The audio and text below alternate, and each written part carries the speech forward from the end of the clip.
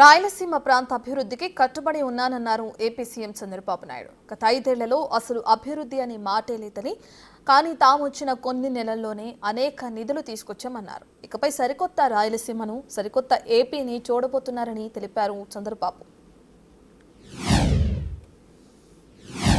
మొన్న అరెస్ట్ చేశారు. అరెస్ట్ చేస్తే సరే నేను కూడా ధర్మం కోసం పోరాడాను. ఎక్కడా నేను భయపడను. భయం అనేది నా జీవితంలో ఎప్పుడూ లేదు. అలాంటిది 53 రోజులు నన్ను ఇది చేస్తే కనీసం 80 దేశాల్లో మన పిల్లలు ఈ మారిగానే రోడ్డు మీదకి వచ్చి 53 రోజులు ప్రదర్శన చేశారు 80 దేశాల్లో. అంటే ఈరోజు చూస్తే ఒక 100 దేశాల్లో మన పిల్లలు ఉన్నారు. ఇప్పుడు నేను వర్క్ ఫ్రమ్ హోమ్ ఎవరున్నారంటే రమ్మంటే అందరూ వచ్చారు.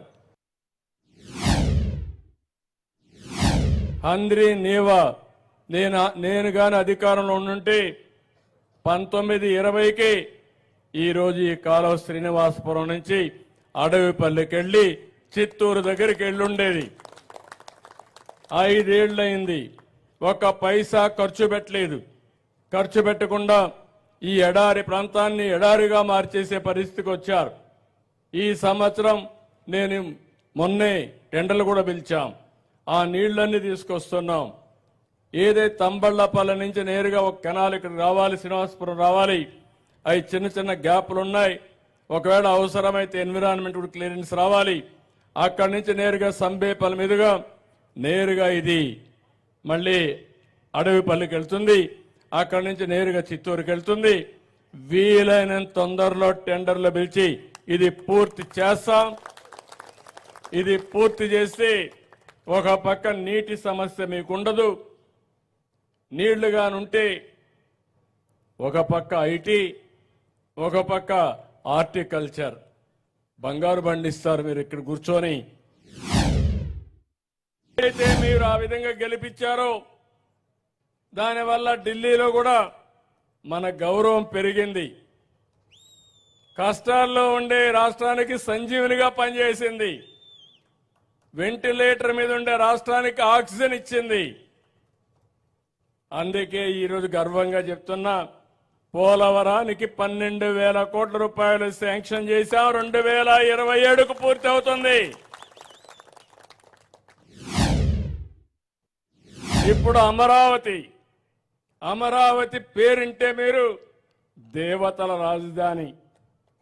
ఈ విషయం మీరు గుర్తుపెట్టుకోవాలి. దేవేంద్రుడు పరిపాలించిన దేవతల రాజధాని పేరు అమరావతి అని చెప్పి కూడా నేను మీకు తెలియజేస్తున్నా.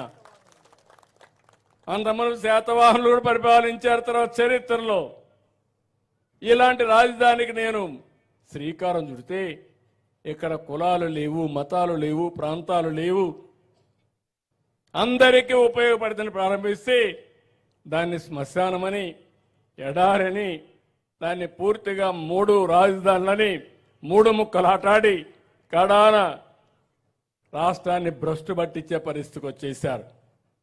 ఇప్పుడు మళ్ళీ కేంద్రంలో మనం పనిచేశాం కాబట్టి దానికి కూడా ముందుకొచ్చారు.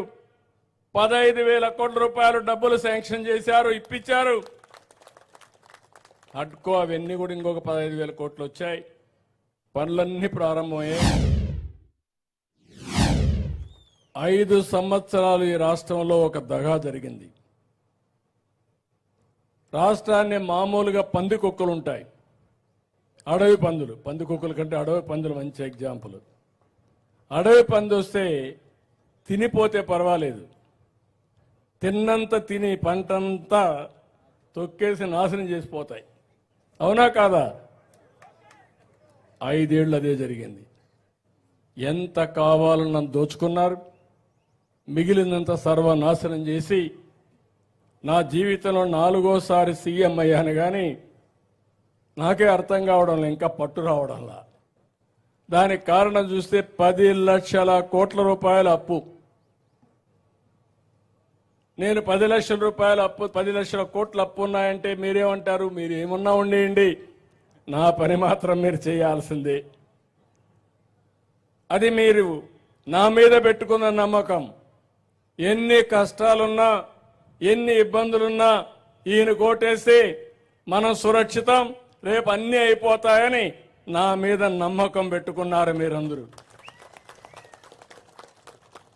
అది ఒక ఈ సంబేపల్లె కాదు, రాయిచోటే కాదు, ఆంధ్రప్రదేశ్ రాష్ట్రం అంతా పెట్టుకున్నారు.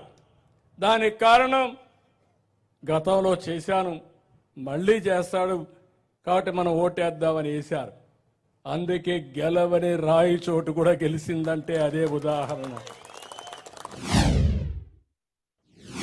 4-5 ప్రాజెక్టులు, అసాధ్యమైన ప్రాజెక్టులను శాంక్షన్ చేపించాం.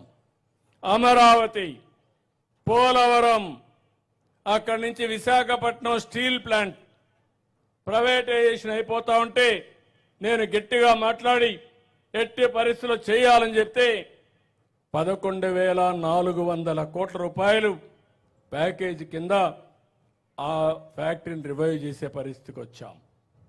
విశాఖపట్నం రైల్వే జోన్ ఇచ్చారు, ఆర్థికంగా కొద్దిగా సహాయం చేశారు, నిలదొక్కునే శక్తి వచ్చింది. అదే మరిగా ఎప్పుడో ఒకటి గుర్తుపెట్టుకోండి, ఎవరైనా ఒక కాఫీ ఇస్తారంటే గౌరవంగా ఒక రోజు ఇస్తారు. మనతో బాగా మాట్లాడుతున్నారంటే మనం కూడా వాళ్ళకు ఉపయోగపడుతున్నామంటేనే మాట్లాడతారు, లేకపోతే మాట్లాడరు. ఒకసారి మాట్లాడతారు, రెండోసారి కనబడిస్తే ఏమంటారు, రోజు ఇదే పని మీద వస్తున్నావు, మీ దగ్గర తప్పించుకోవడానికి ప్రయత్నం చేస్తారు. ఇది సహజం. బంధువులు కూడా, స్నేహితులు కావచ్చు, బంధువులు కావచ్చు, కుటుంబ సభ్యులు కావచ్చు, మన శక్తి పైన మనం నిలబడుకోవాలి. అందుకే నేను కష్టపడుతున్నా, మీకు కూడా డబ్బులు సంపాదించే మార్గం నేర్పిస్తా. ఎంతమంది పిల్లలుంటే అంతమందికి 15,000 రూపాయలు ఇచ్చి ఆ తల్లికి అండగా నిలబడతామని చెప్పాను. అందుకే దాని మీద కూడా కట్టుబడి ఉన్నాం. వీలైనంత తొందరలోనే, వీలైతే ఒకేసారి 2 సార్లు ఎట్లా చేయాలి, రేపు సంవత్సరం మళ్ళా జూన్ 2వ తారీఖున పిల్లలందరూ కూడా స్కూల్కి వచ్చే పరిస్థితికి వస్తుంది.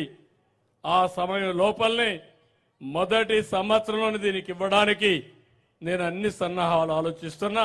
తప్పకుండా ఇచ్చి రుణం తీర్చుకుంటాం.